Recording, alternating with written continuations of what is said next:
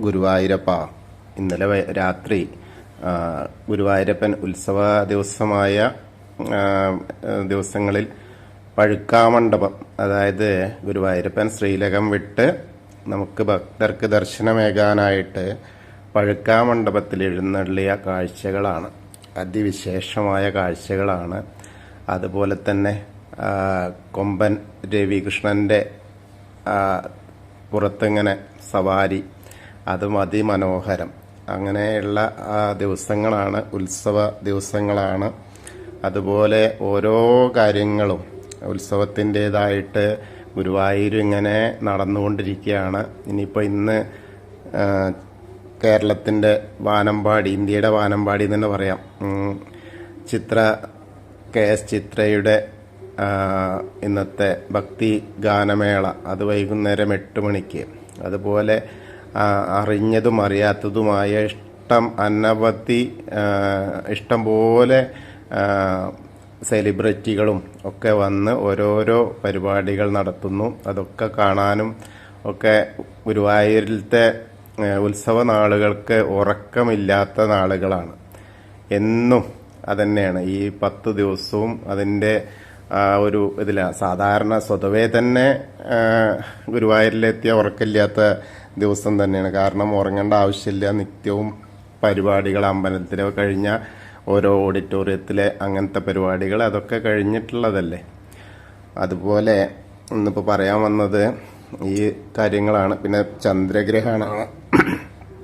ചന്ദ്രഗ്രഹണത്തിൻ്റെ ഭാഗമായിട്ട് ക്ഷേത്രത്തിൽ ഏകദേശം 6 മണിക്ക് അടയ്ക്കും. പിന്നെ 7:15, 7:30 തുറക്കുള്ളൂ.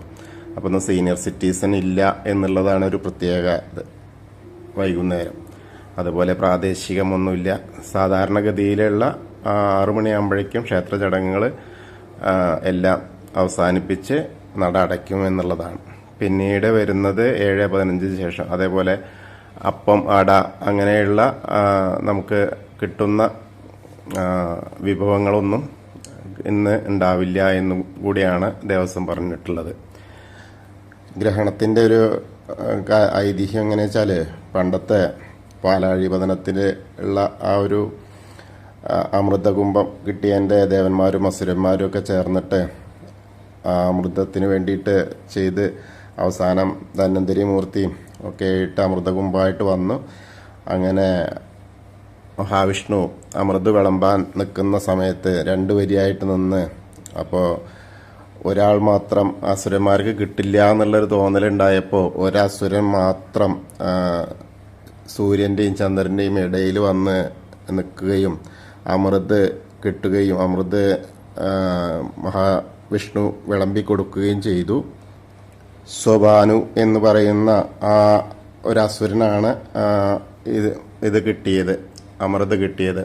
അപ്പം ഇത് അറിഞ്ഞ സൂര്യനും ചന്ദ്രനും അതിനെ പറ്റിയിട്ട് അമൃത് കൊടുത്ത വിവരം സൂര്യചന്ദ്രന്മാർ മഹാവിഷ്ണുവിനെ അറിയിക്കുകയും മഹാവിഷ്ണു തൻ്റെ സുദർശനം എടുത്തിട്ട് ഈ സുബാനുവിൻ്റെ ശിരസ് അറക്കുകയാണ് ഉണ്ടായത്.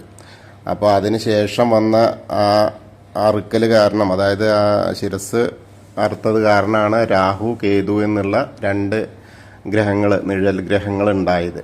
അതായത് ഒരാളെ തല അറുത്തല്ലോ, അപ്പോൾ തലയും ഉടലും 2, രാഹുവിനും കേതുവിനും അങ്ങനെ ആയി.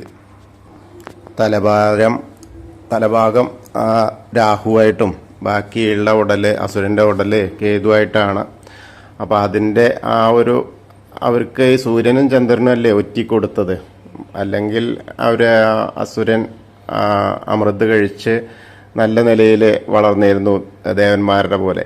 പക്ഷെ എല്ലാറ്റിനും ഓരോ കാരണം ഉണ്ടല്ലോ, അതുകൊണ്ട് അങ്ങനെ ഉണ്ടായി. അപ്പോൾ അവർക്ക് ആ ദേഷ്യമുണ്ട്. അപ്പോൾ അതിൻ്റെ ഒരു ഇതിലാണ് ഈ രാഹു കേതും കൂടിയായിട്ട് വിരേനെ ഗ്രഹണം ഉണ്ടാവുന്ന സമയത്ത്, അതായത് ഗ്രഹണം ഉണ്ടാവുക എന്നുള്ളത് വിഴുങ്ങാണ്. അപ്പോൾ ആ വിഴുങ്ങുമ്പോൾ തലയും ഉടലും വേറെ കൊണ്ട് വിഴുങ്ങിക്കഴിഞ്ഞാൽ അത് ഉടനെ കഴുത്തിലൂടെ പുറത്തേക്ക് വരും.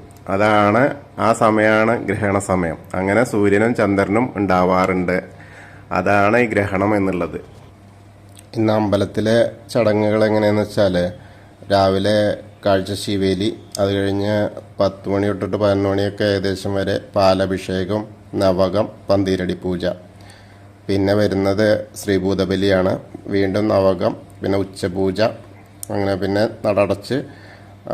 അതുപോലെ കൂത്തമ്പലത്തിൽ ചാക്യാർ കൂത്ത് നടന്നുകൊണ്ടിരിക്കും. അത് ഏകദേശം 3 മണി വരെ ഉണ്ടാവും. പിന്നീട് 3:30-ക്ക് നട തുറന്ന 6 മണിക്ക് അടയ്ക്കും പ്രാവശ്യം. അതായത് ഇന്നത്തെ ദിവസം കാഴ്ചശീവേലി ഉണ്ടാവും. ബാക്കിയുള്ള ദീപാരാധനയും മറ്റു കാര്യങ്ങളൊക്കെ അതിന് ശേഷമായിരിക്കുന്നതാണ് അറിവ്. പിന്നെ ഇന്നത്തെ ബാക്കിയുള്ള ചടങ്ങുകളൊക്കെ 7:30-ക്ക് ശേഷമാണ് തുടർന്ന് നടത്തുക. അത്രയും കാര്യങ്ങളൊക്കെയാണ്. അതുപോലെ സീനിയർ സിറ്റിസണും പ്രാദേശികവും ഇന്നുണ്ടാവില്ല വൈകുന്നേരം. അപ്പം എല്ലാവർക്കും ഭഗവാന്റെ അതായത് ഗുരുവായൂരപ്പനെ ദർശിക്കാനായിട്ട് കഴിയട്ടെ എന്ന് ആശംസിക്കുകയാണ്. ഗുരുവായൂരപ്പൻ തന്നെ തുണയേകട്ടെ.